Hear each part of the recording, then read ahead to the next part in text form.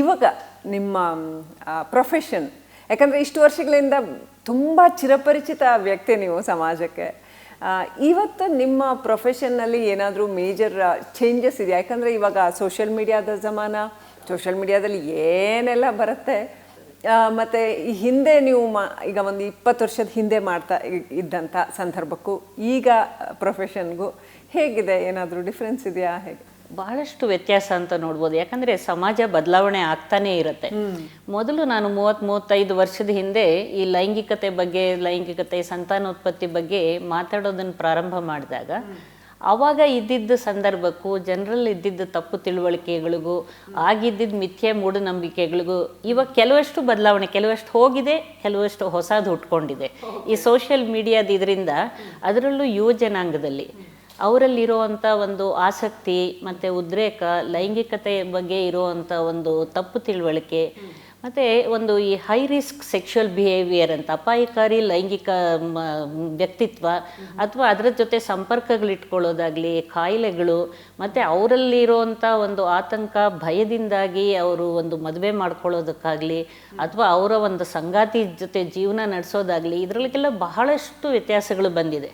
ಮೊದಲು ಒಂದು ಮದುವೆ ಅನ್ನೋದು ಒಂದು ಗಂಡು ಹೆಣ್ಣಿನ ಒಂದು ಸಂಬಂಧ, ಅದು ಒಂದು ಪವಿತ್ರವಾದದ್ದು, ಅದನ್ನು ನಾವು ಜೀವನ ಪರ್ಯಂತ ಜೊತೆಯಾಗಿರೋ ಅಂಥದ್ದು ಅನ್ನೋದು ಒಂದು ಭಾವನೆ. ಅದು ಇವಾಗಲೂ ಪ್ರಪಂಚದಾದ್ಯಂತ ಇದೆ. ಅದರ ಜೊತೆಗೇನೆ ನಾವು ಪ್ಯಾರಲಲಿ ಏನಾಗಿದೆ, ಇವಾಗ ಒಂದು ಲಿವ್ ಇನ್ ರಿಲೇಷನ್ಶಿಪ್ ಇರ್ಬೋದು, ಫ್ರೆಂಡ್ಶಿಪ್ ಇರ್ಬೋದು, ಅಥವಾ ಜಸ್ಟ್ ಒಂದು ಒನ್ ನೈಟ್ ಸ್ಟ್ಯಾಂಡ್ ಅಂತ, ಒಂದು ಕ್ಯಾಶುವಲ್ ಸೆಕ್ಷುವಲ್ ರಿಲೇಷನ್ಶಿಪ್ ಅಂತ ಇರ್ಬೋದು. ಈ ಥರದ್ದೆಲ್ಲ ಬಹಳಷ್ಟು ಬದಲಾವಣೆಗಳನ್ನು ನೋಡ್ತಾ ಇದ್ದೀವಿ. ಇದ್ರ ಜೊತೆಗೆ ಹೊಸದಾಗಿ ಅವರಲ್ಲಿ ಬರ್ತಾ ಇರೋವಂಥ ಆತಂಕ, ಭಯ ಅಥವಾ ಕಾಯಿಲೆಗಳು, ಮಾನಸಿಕವಾಗಿ ಆಗುವಂಥ ಖಿನ್ನತೆ, ದುಃಖ, ದುಮ್ಮಾನಗಳು ಇದು ಕೂಡ ಹೆಚ್ಚುತ್ತಾ ಹೋಗ್ತಾ ಇದೆ ಅಂತ. ಒತ್ತಡಗಳು ಕೂಡ ಜಾಸ್ತಿ ಆಗಿದೆ. ನೀವು ತಿಳಿದಂಗೆ ಮೊದಲಿದ್ದಿದ್ದು ಒಂದು ಆರಾಮದಾಯಕ ಜೀವನದಿಂದ ಇವತ್ತು ಒತ್ತಡದ ಜೀವನಕ್ಕೆ ಬಂದುಬಿಡ್ತಾ ಇದ್ದೀವಿ.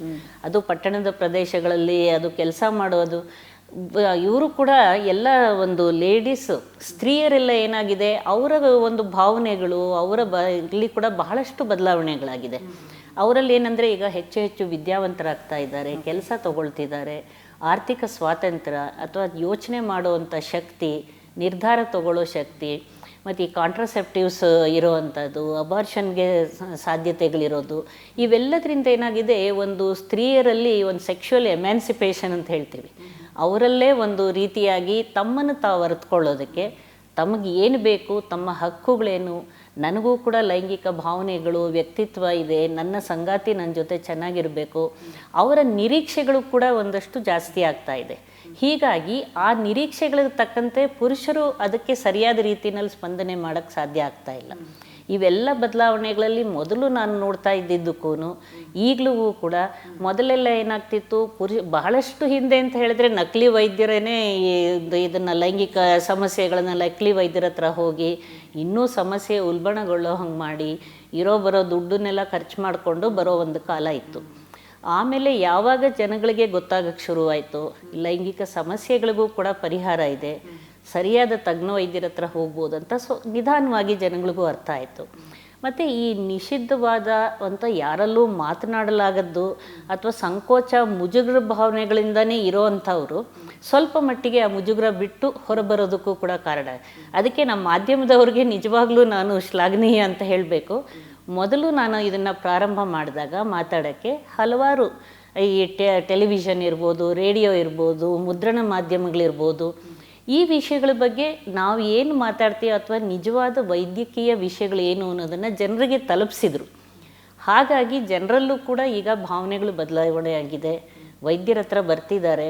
ಮೊದಲು ಬರೀ ಪುರುಷರು ಮಾತ್ರ ಈ ಸಮಸ್ಯೆಗಳಿಗೆ ಬರ್ತಿದ್ದವ್ರು, ಇವ್ರು ಹೆಂಗಸರೇ ಪುರುಷರನ್ನು ಕರ್ಕೊಂಡು ಬರೋವಂಥ ಪರಿಸ್ಥಿತಿ ಬಂದಿದೆ.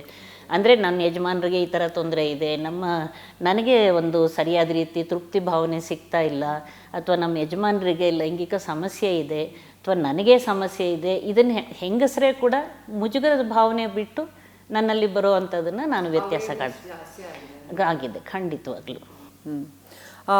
ಹೈ ರಿಸ್ಕ್ ಸೆಕ್ಷುವಲ್ ಬಿಹೇವಿಯರ್ ಅಂತ ಒಂದು ಪದ ಉಪಯೋಗ ಮಾಡಿದ್ರಿ ನೀವು, ಏನು ಹಾಗಂದರೆ?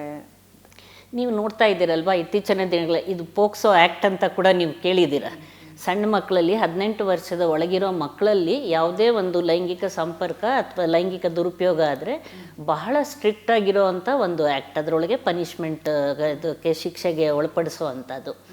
ಇದರಲ್ಲಿ ನಾವು ನೋಡ್ತಾ ಇರೋ ಹಾಗೆ ಚಿಕ್ಕ ಚಿಕ್ಕ ಹುಡುಗರು, ಹೈಸ್ಕೂಲ್ ಹುಡುಗರು, ಕಾಲೇಜ್ ಹುಡುಗರು, ಅವರಲ್ಲಿ ನಾವು ಲವ್ ಮಾಡ್ತಾ ಇದ್ದೀವಿ, ನಾವು ಮದುವೆ ಮಾಡ್ಕೊಳ್ಬೇಕು, ಇನ್ನೂ ಹೈಸ್ಕೂಲ್ SLCನೂ ದಾಟಿರಲ್ಲ, PUCಗೂ ಬಂದಿರಲ್ಲ. ಒಂದು ವೇಳೆ ಅವರು ಮದುವೆ ಮಾಡಿಕೊಂಡ್ರು ಅಥವಾ ಅವ್ರು ಯಾವ ರೀತಿ ಜೀವನ ಸಾಗಿಸ್ತಾರೆ, ಮುಂದೇನು ಅವ್ರಿಗೆ ಯಾವ ಕೆಲಸ ಸಿಗುತ್ತೆ, ಯಾವ ರೀತಿ ಮುಂದಿನ ಏನು ಯೋಚನೆಯೂ ಇಲ್ಲ, ನಾವು ಲವ್ ಮಾಡ್ತಾ ಇದ್ದೀವಿ. ಅದು ಆ ವಯಸ್ಸಿನಲ್ಲಿರುವಂಥ ಒಂದು ಅತಿಯಾದ ಆಕರ್ಷಣೆ ಅಥವಾ ಇನ್ಫ್ಯಾಚುಯೇಷನ್ ಅಂತ ಹೇಳ್ತೀವಿ. ಸೊ ಆ ರೀತಿ ಭಾವನೆಗಳಿಗೆ ಮಕ್ಕಳು ಒಳಪಡ್ತಾ ಏನಾಗಿದೆ, ದೈಹಿಕ ಸಂಪರ್ಕಕ್ಕೆ ಒಳಪಡ್ತಾ ಇದ್ದಾರೆ.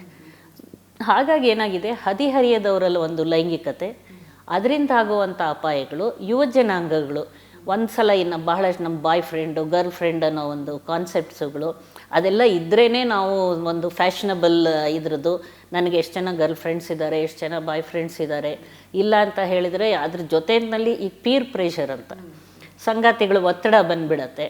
ಸೊ ನಾನು ಈ ಥರ ಇದ್ದರೆ ಬೇರೆಯವ್ರು ನನ್ನನ್ನು ತಪ್ಪಾಗಿ ತಿಳ್ಕೊಳ್ತಾರೆ, ಅವ್ರ ಗುಂಪಿಗೆ ಸೇರಿಸ್ಕೊಳ್ಳಲ್ಲ ಅನ್ನೋ ಒಂದು ಸಂಗಾತಿಗಳು ಒತ್ತಡ ಅವ್ರಿಗೆ. ಇದೆಲ್ಲ ಕಾರಣಗಳಿಂದ ಏನಾಗ್ತಿದೆ, ಹೊರಗಡೆ ಗಂಡು ಹೆಣ್ಣುಗಳು ಬೆರೆಯೋದಾಗಲಿ, ಪಿಕ್ನಿಕ್ಕು, ಪಾರ್ಟಿಗಳು, ಅದ್ರ ಜೊತೆಗೆ ಈ ಧೂಮಪಾನ, ಮದ್ಯಪಾನ, ಮಾದಕ ದ್ರವ್ಯ ವ್ಯಸನಗಳು ಬರ್ತಾ ಇರೋದು, ಪಾರ್ಟಿಗಳು.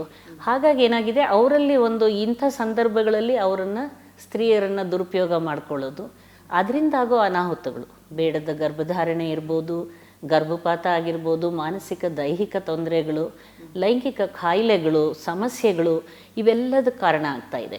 ಹಾಗಾಗಿ ಯುವ ಜನಾಂಗಕ್ಕೆ ಎಲ್ಲ ಮಾಹಿತಿ ಸಿಗ್ತಾ ಇದೆ. ನೀವು ಹೇಳ್ದಂಗೆ ಸೋಷಿಯಲ್ ಮೀಡಿಯಾದೊಳಗೆ ಇಂಟರ್ನೆಟ್ಟು ಅಥವಾ ಇದಕ್ಕೆಲ್ಲ ಹೋಯಿತು ಅಂದರೆ ಪೋರ್ನೋಗ್ರಫಿ ಇದ್ರದ್ದು ಅಶ್ಲೀಲ ಸಾಹಿತ್ಯಗಳು, ಅಶ್ಲೀಲ ವಿಡಿಯೋಗಳು ಎಲ್ಲ ಲಭ್ಯ ಆಗ್ತಾ ಇದೆ ಮಕ್ಕಳಿಗೆ. ಈಗ ಎಲ್ಲರ ಕೈನಲ್ಲೂ ಒಂದು ಮೊಬೈಲ್ ಇದ್ದೇ ಇರುತ್ತೆ. ಹಾಗಾಗಿ ಏನಾಗ್ತಾ ಇದೆ, ಈ ರೀತಿಯಾಗಿ ಅವ್ರಿಗೆ ಸಿಗ್ತಾ ಇರೋವಂಥ ಲೈಂಗಿಕ ವಿಷಯಗಳ ಬಗ್ಗೆ ಬರ್ತಾ ಇರೋ ಮಾಹಿತಿ ಬಹಳಷ್ಟು ತಪ್ಪು ತಿಳುವಳಿಕೆಯಲ್ಲಿ ಮತ್ತು ಉದ್ರೇಕ ರೀತಿಯಲ್ಲಿರುವಂಥದ್ದು. ಅದನ್ನು ನೋಡಿ ಏನಾಗುತ್ತೆ, ಮಕ್ಕಳಲ್ಲಿ ಆ ಭಾವನೆಗಳು ಉದ್ರೇಕಕ್ಕೆ ಒಳಗಾಗಿ ಅದನ್ನು ಎಕ್ಸ್ಪೆರಿಮೆಂಟೇಷನ್, ಒಂದು ಪ್ರಯೋಗಕ್ಕೆ ಒಳಪಡಿಸಿ ಬೇರೆಯವ್ರನ್ನ ಒಂದು ಗಂಡು ಹೆಣ್ಣನ್ನು ದುರುಪಯೋಗ ಮಾಡ್ಕೊಳ್ಳೋ ಅಂಥದ್ದು, ಈ ರೀತಿ ಆಗುವಂಥ ಸಾಧ್ಯತೆಗಳು ನಮಗೆ ಬರ್ತಾ ಇದೆ. ಹಾಗಾಗಿ ಏನಾಗ್ತಾ ಇದೆ, ಇದು ಅಪಾಯಕಾರಿ ಲೈಂಗಿಕ ಸಂಪರ್ಕಕ್ಕೆ ಒಳಪಡ್ತಾ ಇದ್ದಾರೆ. ಮೊದಲೆಲ್ಲ ಏನಾಗಿದೆ, ಒಂದು ಭಾವನೆ, ಒಂದು ಮದುವೆ ವಯಸ್ಸು ಬಂದಾಗ, ಮದುವೆ ಆದಮೇಲೆ ಅವರ ಒಂದು ಲೈಂಗಿಕ ಸಂಪರ್ಕ, ಸಂಭೋಗ ಕ್ರಿಯೆ ಪ್ರಾರಂಭವಾಗ್ತಿದ್ದೆ ಮದುವೆಯ ನಂತರ. ಇವಾಗ ಪ್ರೀ ಮ್ಯಾರಿಟಲ್ ರಿಲೇಷನ್ಶಿಪ್, ಮದುವೆಗೆ ವಿವಾಹ ಪೂರ್ವ ಸಂಬಂಧಗಳಿಂದಾಗಿ ಬಹಳಷ್ಟು ತೊಂದರೆ ಆಗ್ತಿದೆ. ಇವ್ರಿಗೆ ಯಾಕೆ ಅಂತ ಹೇಳಿದರೆ, ಆ ಹದಿಹರಿಯದ ವಯಸ್ಸಿನಲ್ಲಿ ಸರಿಯಾದ ಮಾರ್ಗದರ್ಶನ ಸಿಗ್ತಾ ಇಲ್ಲ.